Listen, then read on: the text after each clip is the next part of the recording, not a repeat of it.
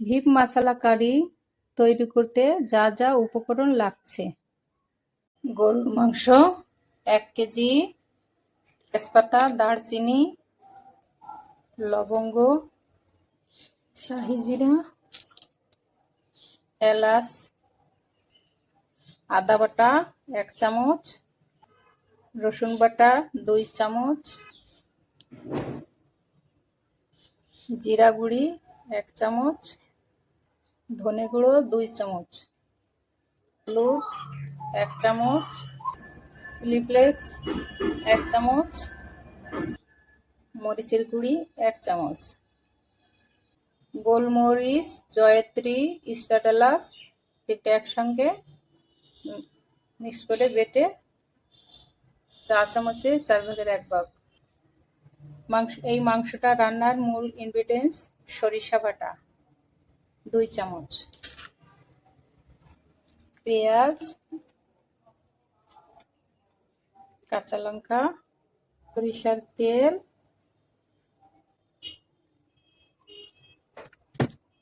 Soya sauce 2 চামচ, star sauce 2 চামচ, গোটা রসুন, সামান্য চিনি,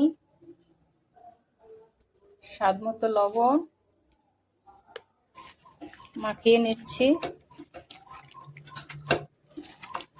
মাখাতে মাখাতে বন্ধুরা, ভিডিওটি ভালো লাগলে লাইক, কমেন্ট ও শেয়ার করে দিন। অবশ্যই সাবস্ক্রাইব করে দেবেন, যাতে করে আমার ভিডিওটা সহজেই আপনাদের কাছে পৌঁছে যায়।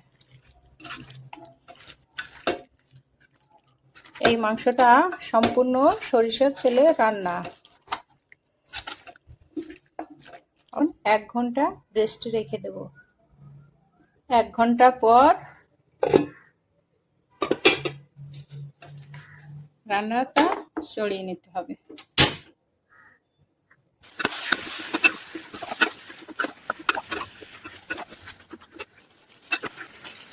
মাংস যত ভালো কষানো হবে, মাংসের ভিতরে মশলাটা তত ভালো ঢুকবে আর খেতে ততটাই সুস্বাদু হবে। এখন সামান্য পানি দিয়ে দেব।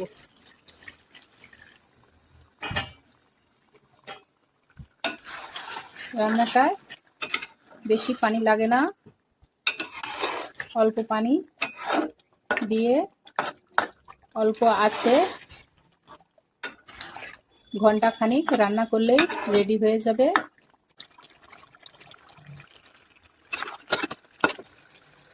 শেষে ভাজা মশলা ছড়িয়ে দিচ্ছি।